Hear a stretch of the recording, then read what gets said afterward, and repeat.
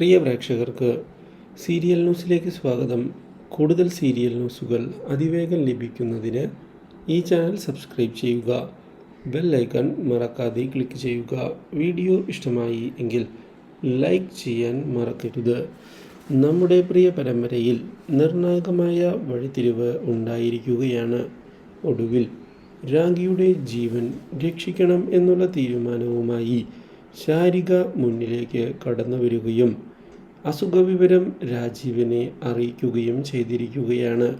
ഈ കാര്യം അറിഞ്ഞതിനെ തുടർന്ന് രാജീവൻ രാഖിയെ ചെന്ന് കണ്ട് കാര്യങ്ങൾ സംസാരിക്കുകയാണ്.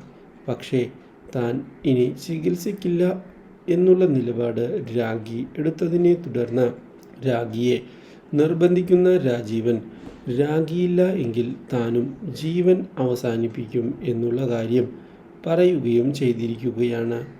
ഒടുവിൽ രാഖിക്ക് ചികിത്സയ്ക്ക് വേണ്ടി വഴങ്ങേണ്ടതായി വന്നിരിക്കുകയാണ്.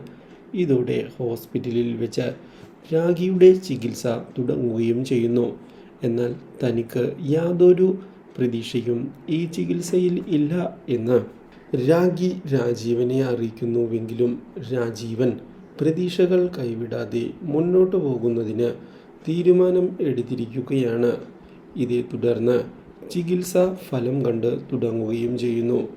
രാഖി ജീവിതത്തിലേക്ക് തിരികെ എത്തിയിരിക്കുകയാണ്. രാഖിയുടെ അസുഖം പൂർണ്ണമായി മാറുകയും ചെയ്യുന്നു. Do like, share and subscribe.